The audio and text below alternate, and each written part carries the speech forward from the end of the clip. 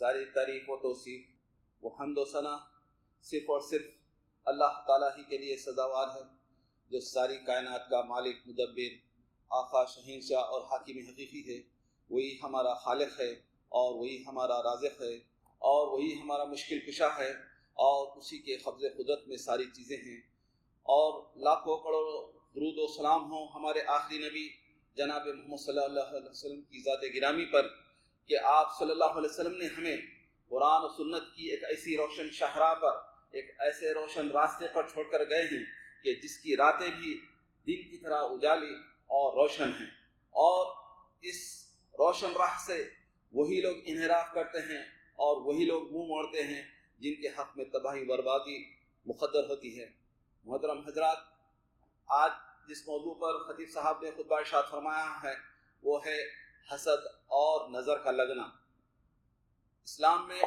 اللہ تبارک تعالیٰ نے قرآن اور احادیث میں ہماری رہنمائی اور رہبری کے لیے اللہ تبارک تعالیٰ نے ساری چیزیں بیان فرما دی، چھوٹی سی چیز کے لے کر بڑی سے بڑی چیز تک ساری چیزیں۔ کوئی ایسی چیز نہیں ہے جس میں ہماری مسائل کا حل نہ ہو، جس میں ہماری مصیبتوں کا حل موجود نہ ہو، ایسی بات نہیں ہے، بلکہ ساری چیزیں کے بارے میں اللہ اور اس کے رسول صلی اللہ علیہ وسلم، اللہ تبارک تعالیٰ نے اپنے قرآن میں اور رسول اللہ صلی اللہ علیہ وسلم نے اپنی احادیث مبارکہ میں ساری چیزیں واضح طور پر بیان فرما دی، اور وہ تمام بھلائیوں کو واضح فرما دیا جن کے لیے ہماری دنیا اور آخرت میں بھلائی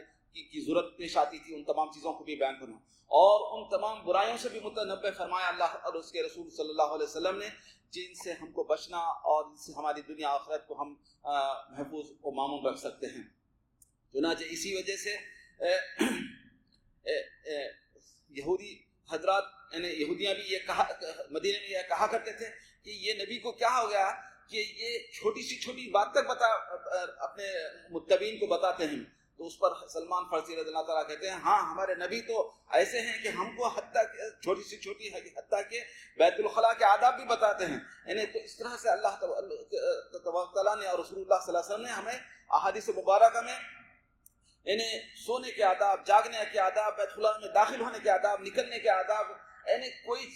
چیز ایسی نہیں چھوڑی گئی جس میں ہماری رہنمائی اور رہبری نہ کی۔ تو بس ضرورت اس بات کی ہے کہ ہم اس کو پڑھیں، مطالعہ کریں، اور اس کو کیا ہے اپنے روزمرہ کی زندگی میں اس کو نافذ کرنے کی کوشش کریں، تاکہ اس کے ذریعے ہم تمام شرور سے، تمام لوگوں کی شرارتوں سے، شیطان کی شرارتوں سے، نفس کی شرارتوں سے، ہر چیز سے ہم اپنے آپ کو محفوظ رکھ سکیں، اور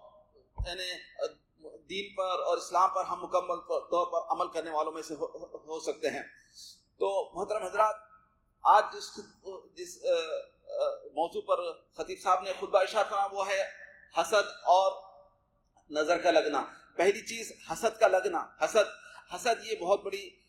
بیماری ہے اور بہت بڑی، یعنی ایک انسان دوسرے انسان کے بارے میں حسد کرتا ہے، اس کے تعلق سے رسول اللہ صلی اللہ علیہ وسلم نے احادیث مبارکہ میں سخت وعید فرمائی ہے، اور چنانچہ ایک حدیث میں رسول اللہ صلی اللہ علیہ وسلم فرمایا ایاکم الحسد، تم حسد سے بچو، فإن الحسد یأکل الحسنات کما تأکل الحطب النار،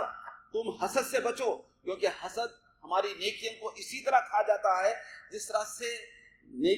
آگ کیا ہے، جس طرح سے آگ لکڑی کو کھا جاتی ہے، جس طرح سے آگ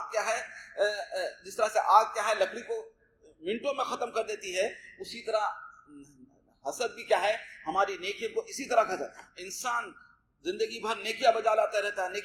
رہتا ہے، ہاں نمازیں پڑھتا ہے، روزے رکھتا ہے، صدقہ خیرات کرتا ہے، لیکن وہ غیر شعوری طور پر کیا ہے لوگوں سے حسد کرنے لگ جاتا ہے۔ ایک طرف سے وہ نیکیاں کما رہا ہے، دوسری طرف سے کیا ہے وہ نیکیاں اس کی ضائع ہوتے رہ رہی ہیں، دوسری طرف سے وہ اپنے نیکیوں کو ضائع کرتے رہتا ہے، اس کو پتہ بھی نہیں چل رہا ہے کہ اس کی نیکیاں ضائع ہو رہی ہیں۔ تو اس لیے انسان کو کبھی بھی کسی سے بھی حسد نہیں کرنا چاہیے۔ حسد کیا چیز ہے؟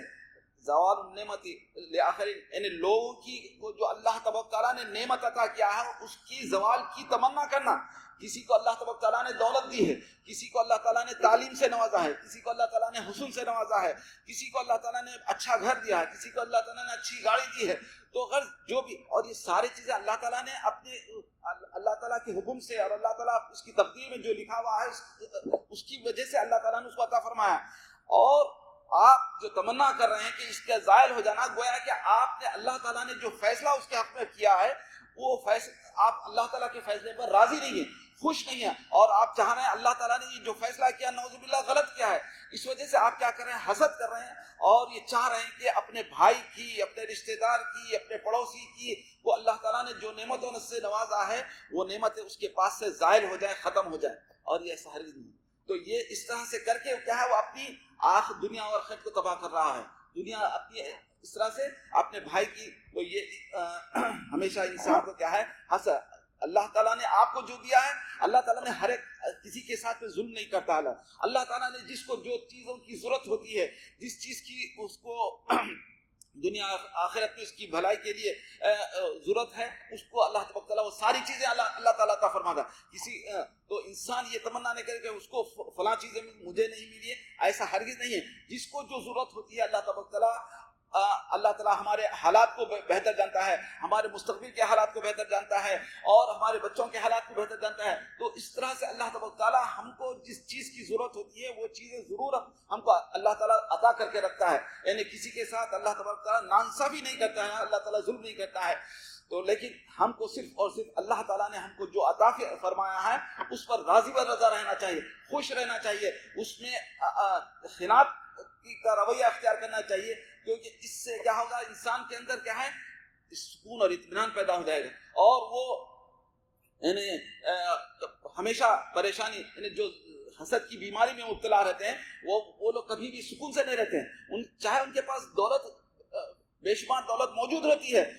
ہر چیز موجود رہتی ہے، لیکن وہ دوسروں کو کی دولت کو دیکھ نہیں سکتے، اس لیے وہ اپنے پاس ہر چیز کو موجود رکھنے کے باوجود بھی کیا ہے پریشان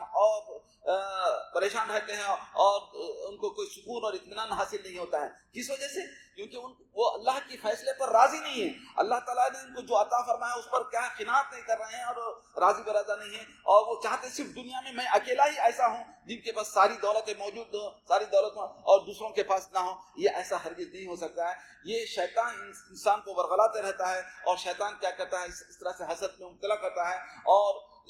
جب انسان قیامت کے دن پہنچے گا تو اس حال میں جب حسد میں مبتلا رہ کے پوری زندگی سے اگر اسی طرح سے گزار دیتا ہے، اور جب قیامت کے دن پہنچے گا تو پتا چلے گا کہ اس کے حساب کے نیکیوں کے حساب میں تو کچھ بھی نہیں ہے، نیل ہے، کیونکہ وہ حسد کی وجہ سے اس کی ساری نیکیاں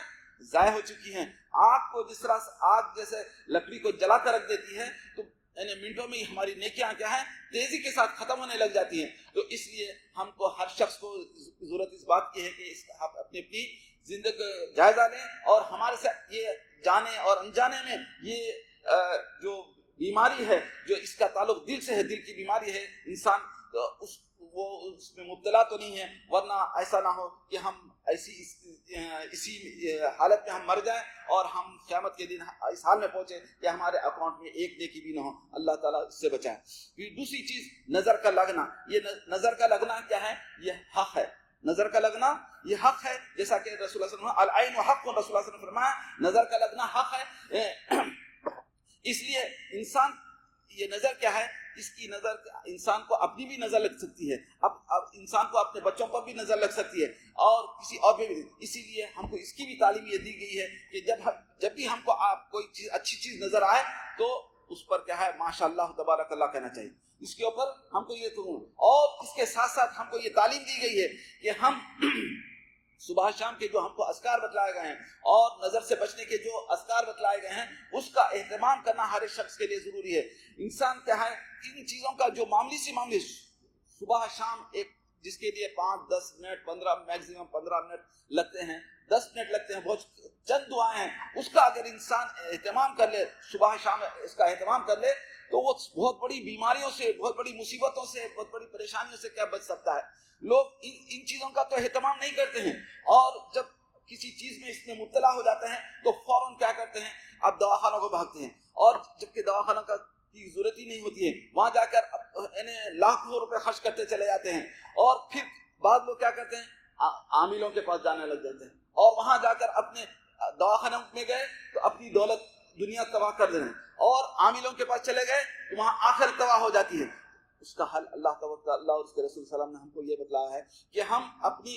صبح شام کے اذکار کو پابندی سے پڑھیں، اللہ تبارک تعالیٰ تمام مصیبتوں سے پریشان سے آپ کو محفوظ رکھے. لیکن ہم کو شیطان کیا کرتا ہے, ان چیزوں کا اہتمام کرنے اور ان چیزوں کو پڑھنے سے ہم کو روکے رکھتا ہے, جس کی وجہ سے ہم کیا ہے غلط چیزوں میں مبتلا. تو چنانچہ جب ہم اب بعض لوگ کیا ہے عاملوں کے مزاج, تو وہاں عامل کیا کرتے ہیں اور آپ کو اور گمراہ کرتے رہتے ہیں. آپ کو فلاں ہو گیا, فلاں نے ایسا کر دیا, فلاں نے ایسا کر دیا, کوئی ایسا ہے کیا, فلاں ایسا ہے. وہ رشتہ داروں سے, دوست احباب سے ان کو بدظن کر کے کیا کرتا ہے, وہ دشمنیاں پیدا کرتا ہے. ایک تو وہ بھی کیا ہے دولت لوٹتے رہتا ہے ہماری, روزانہ کے فیس اس کی لیتے رہتا ہے, اس کے ساتھ ساتھ آپ کی آخرت بھی تباہ کرتے رہتا ہے. تو ان چیزوں کے پیچھے پڑ کر انسان کیا کرتا ہے, شعوری اور غیر شعوری طور پر اپنے دین اور دنیا کو کیا ہے دنیا اور آخرت کو تباہ و برباد کر لیتے رہتا ہے. تو چنانچہ رسول اللہ صلی اللہ علیہ وسلم نے اس کا علاج بھی بتلا ہے. چنانچہ ایک دفعہ کا ذکر ہے کہ ہم جب بھی کوئی چیز اچھی دکھیں تو ماشاءاللہ تبارک اللہ کہیں. ایک دفعہ رسول اللہ جیسا کہ ایک واقعہ بیان کیے کہ جو نظر کا لگنا جو برحق ہے, اس کے تعلق سے رسول اللہ صلی اللہ علیہ وسلم ایک دفعہ مدینہ سے مکہ کا سفر کر رہے تھے. تو راستے میں ایک جوہفہ کا جو ہم مشہور مقام ہے, جو ہم میں سے شخص جانتا ہے, تو وہاں پر رسول اللہ صلی اللہ علیہ وسلم رکے اور وہاں پر صحابہ کرام نے وہاں پر کھائے پیے اور نہانے کا انتظام کیا. تو چنانچہ ایک صحابی اس میں بہت خوبصورت ہے, اور چنانچہ جب وہ نہانے لگے, اپنے کپڑے اتار کر نہانے لگے, تو ایک صحابی نے ان کے بارے میں بہت وہ کہا کہ کیا بہترین جسم ہے, خوبصورت, اس طرح کے الفاظ انہوں نے. تو وہ ان کے کہنے سے کیا ہے, ان کو نظر لگ گئی اور وہ غشی کھا کر گر گئے, بے ہوش ہو گئے. تو رسول اللہ صلی اللہ علیہ وسلم کو جب اطلاع دی گئی کہ ایسے ایک صحابی تھے ان کے بارے میں کہ وہ غشی کھا گئی ہے اور ان کو پر ایسا ہوگا, تو رسول اللہ صلی اللہ علیہ وسلم نے دریافت کیا کیا ان کے اوپر کسی نے کچھ کہا تھا کیا, تو ہاں صحابہ نے کہا. تو عامر بن مالک بن عامر اس نام ذکر کیے, تو انہوں نے اس طرح کے الفاظ کچھ کہے تھے. تو رسول اللہ صلی اللہ علیہ وسلم ان کو بلائے اور ان کو کہا غضب ہوئے کہ تم لوگ اس طرح سے کیوں کہتے ہو, جب بھی کوئی تم اچھی چیز دیکھے تو ماشاءاللہ تبارک اللہ کو, تم اپنے تعلق سے دیکھو, خود اپنے کو دیکھو, یا اپنے بچوں کو, بیوی کو, اور اپنی گاڑی کو, اور کسی کو بھی. تو ہمیشہ فوری کیا کہنا چاہیے ہم کو, یہ تعلیم دی گئی ہے کہ ماشاءاللہ تبارک اللہ. اور یہ انسان اس وقت ہی کہہ سکتا ہے جب وہ اللہ تعالیٰ پر بھروسہ نہیں کرنے والا, اللہ تعالیٰ کے فیصلے پر راضی رہنا. کہ ایک حسد کی آگ میں مبتلا آدمی یہ کبھی نہیں کہہ سکتا. جو اگر حسد کی آگ میں مبتلا رہے گا تو وہ نظر لگائے گا اور یہ کہے گا, اور لیکن کبھی ماشاءاللہ تبارک اللہ جو الفاظ ادا کرنے کا حکم دیا گیا ہے وہ کبھی نہیں کہے گا. کیوں؟ اس کے دل میں حسد ہے اور بغض ہے, اور وہ کبھی بھی نہیں ہے. تو چنانچہ رسول اللہ صلی اللہ علیہ وسلم نے عامر بن مالک جو جنہوں نے نظر لگائی تھی ان سے وضو کروایا, ان کا پانی اور کلی وغیرہ کرا کے وہ پانی کو کیا ہے جن کو نظر لگ گئی تھی ان کے اوپر ڈالا گیا اور ان کے گردن پر, سر پر ڈالا گیا. تو اللہ تعالیٰ نے ان کو افاقہ دیا اور وہ بے ہوشی سے کیا ہے ہوش میں آ گئے. تو اس طرح سے تو ہمارے لیے بھی یہی ہے, اگر کسی کو ہم کو پتہ چل جائے کہ کسی کی فلاں کی نظر لگ گئی ہے, تو اس کا وضو کا پانی لے کر کیا ہے جس کے اوپر نظر لگی ہے اس کے اوپر. اب بعض لوگ کیا ہے اگر ایسا ہے کسی کو ہم کو محسوس ہو تو فوری آدمی کیا کرنا چاہیے, وہ عمل کرنے پر وضو کر کے اپنا پانی دینے کے لیے راضی ہونا چاہیے. بعض لوگ کیا ہے جہالت کا مظاہرہ کرتے ہیں کہ ارے میری وجہ سے کیوں لگے گی, میں کیوں لگاؤں گا, فلاں کروں گا, لڑائی جھگڑا کرنے لگے. تو یہ جہالت کا مظاہرہ. حالانکہ دین میں ہم کو اس بات کی کیا یہ طریقہ بتلایا گیا رسول اللہ صلی اللہ علیہ وسلم. پھر اسی طرح رسول اللہ صلی اللہ علیہ وسلم نے ہم کو خود اپنے طور پر پڑھنے کا حکم دیا ہے. یعنی آیت رقیہ ہے وہ, یا نظر کی آیتیں ہیں وہ, اور جو دعائیں ہیں وغیرہ ہیں, خود اپنے طور پر پڑھنے کا حکم دیا گیا ہے. تو چنانچہ رسول اللہ صلی اللہ علیہ وسلم جیسا کہ ایک واقعہ ذکر کے کہ جب جعفر بن ابی طالب رضی اللہ تعالیٰ کا جنگ موطا میں شہید ہو گئے, تو رسول اللہ صلی اللہ علیہ وسلم جو آپ کے سگے چچیرے بھائی ہیں ان کے گھر گئے تاکہ ان کو دلاسا دے, تعزیت کے لیے. جب رسول اللہ صلی اللہ علیہ وسلم گئے تو وہاں پر دیکھا کہ ان کے بچوں کو کیا ہے بہت کمزور محسوس کر رہے تھے. تو رسول اللہ صلی اللہ علیہ وسلم نے ان کی اہلیہ سے پوچھا کہ بچے کیوں کمزور ہیں, اس طرح بہت دبلے نظر آ رہے ہیں. تو انہوں نے کہا کہ کچھ نظر لگ گئی ہے یا فلاں ہے, ایسا اس طرح سے بچوں کو کچھ انہوں نے دیکھا. تو رسول اللہ صلی اللہ علیہ وسلم نے یہ نہیں کہا کہ آؤ میں پڑھ کے پھونکتا ہوں کرتا ہوں. رسول اللہ صلی اللہ علیہ وسلم نے ان کو عمل بتلایا اور ان کو دعائیں سکھلائی کہ یہ دعائیں پڑھا کرو. یعنی اگر رسول اللہ صلی اللہ علیہ وسلم ان سے زیادہ خیر کا کوئی نہیں چاہیے. آپ کے سگے چچیرے بھائی ہیں اور بہت محبت کرتے تھے ان کے اوپر، اور سارے انسانیت پر رسول اللہ صلی اللہ علیہ وسلم رحم کرنے والے اور ان پر رحم کرنے والے تھے، لیکن اور خاص طور پہ یہ تو آپ کے سگے چچیرے بھائی تھے، ان کے ساتھ کا معاملہ تو اور زیادہ رحم دلانہ ہوتا تھا. رسول اللہ صلی اللہ علیہ وسلم فوری پڑھ کے پھونک سکتے تھے. رسول اللہ صلی اللہ علیہ وسلم نے ان کو بلا کر ان کو پڑھ کے پھونکا نہیں، بلکہ کہا، فرمایا ان کو دعا سکھلائی کہ یہ دعا کیا ہے، اپنے بچوں پر پڑھ کے پھونکا کرو. تو اس طرح سے کیا ہے انسان کو خود کیا ہے فوری کچھ بھی ہو جائے تو فوری عاملوں کے پاس فلاں کے پاس جا کے جانے کی ضرورت نہیں ہے، بلکہ خود کیا ہے پڑھنا چاہیے، خود ہی پڑھنا چاہیے. جیسا کہ وہ مشہور حدیث بھی ہے کہ جس میں 70,000 لوگ کیا ہے قیامت کے دن کیا ہے بغیر حساب کے بغیر عذاب کے جنت میں داخل ہوں گے، بغیر حساب کے بغیر عذاب کے جنت میں داخل ہوں گے. تو وہ کون ہوں گے؟ تو جس کے بارے میں رسول اللہ صلی اللہ علیہ وسلم نے فرمایا اس میں سے ایک یہ کیا ہے، ایک تو کیا ہے داغ نہیں لگانے والے ہیں، دو ایک جو پہلے داغ لگا کے کیا داغ لگا کے علاج کیا کرتے تھے، بہت سارے لوگ اپنے جسم پر داغ لگا کے تو داغ نہیں لگاتے ہیں. اور دوسری کیا ہے چیز کیا ہے بدفعلی نہیں لیتے ہیں. بدفعلی تو یہ جو کہ توکل کے منافی چیزیں، اور یعنی بدفعلی ارے فلاں بلی چلے گئی، فلاں پرندہ ایسا ہو گیا، چھینک آ گئی، فلاں جو بدفعلی لوگ لیتے ہیں وہ بدفعلی کبھی دنیا میں نہیں لیتے تھے. پھر تیسری چیز کیا ہے وہ کسی سے کیا ہے جھاڑ پھونک نہیں کیا کراتے تھے، بلکہ خود ہی پر اگر کچھ بیماری ہو جائے کچھ مصیبت آ جائے تو قرآن پڑھ کے اور اذکار پڑھ کے کیا ہے اپنے آپ پر دم کر کے خود ہی کیا. یہ جائز ہے کہ آپ اگر واقعی کچھ ہو جائے تو کسی کے پاس سے جو اگر کوئی شرعی لحاظ سے کوئی اچھا علاج کرتا ہے اور وہ کوئی جھوٹا عامل وغیرہ نہیں ہے تو آپ اور کو معلوم ہے کہ یہ شرعی لحاظ سے اگر کوئی علاج کرتے ہیں تو آپ ان کے پاس جا کر اپنا علاج کرا سکتے ہیں. لیکن یہ بھی اگر آپ کوئی آدمی اس سے بھی بچتا ہے اور خود ہی اپنا علاج کرتا ہے تو یہ توکل کی اعلیٰ صفت ہے، یہ توکل کا اعلیٰ درجہ ہے. اور پھر چوتھی صفت رسول اللہ صلی اللہ علیہ وسلم نے فرمایا وہ اعلیٰ ربی یتوکلون، اور یہ وہ لوگ ہیں جو اللہ پر بھروسہ کرتے ہیں. یعنی یہ چار صفتیں ذکر کیا رسول اللہ صلی اللہ علیہ وسلم نے.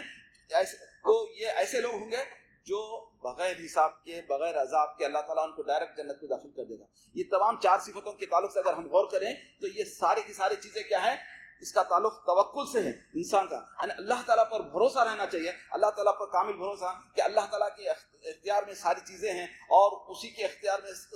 نفع نقصان کا مالک وہی ہے. اگر انسان یہ مکمل طور پر سوچ لے اور اللہ تعالیٰ پر بھروسہ کرے تو اللہ تعالیٰ بھی اس کی تمام مصیبتوں کو دور کریں. تو بہرحال یہ نظر کے لگنے کے جو میں آخر میں جو بات کہہ رہا تھا کہ انسان کو خود اپنے طور پر کیا ہے اپنا علاج کرنا چاہیے روزانہ. کیا ہے یعنی سورہ فاتحہ بہترین علاج ہے. سورہ فاتحہ پڑھ کر صحابی نے ایک جو سانپ ڈس لیا تھا زہر کا علاج کر دیا تھا، تو اس سے بڑھ کر اور کیا ہم کو دلیل ہو سکتی ہے. تو اس لیے ہم بھی کیا کرنا چاہیے، یعنی دوسرے بچوں کو کی طبیعت خراب ہو جائے، بخار آ جائے یا اور کوئی بھی ہو جائے، نظر لگ جائے، تو آپ کیا ہے سورہ فاتحہ ہے، معوذتین ہیں اور دوسرے جو اذکار ہیں وہ جو قرآن حدیث میں ذکر کی گئے ہیں ان کا اہتمام کریں. اللہ تعالیٰ آپ کو شفا، ہم تمام کو کیا ہے شفا کاملہ عطا فرمائے. اللہ تعالیٰ سے دعا ہے کہ اللہ تعالیٰ ہم کو نیک توفیق عطا فرمائے اور ہم کو اللہ تعالیٰ پر حقیقی معنوں میں کیا ہے توکل کرنے اور اس پر بھروسہ کرنے، اور اللہ تعالیٰ نے ہم کو جو کچھ عطا فرمایا اس پر راضی برضا رہنے اور قناعت کی زندگی عطا کرنے کی توفیق عطا فرمائے. آمین. وآخر دعوانا الحمدللہ رب العالمین.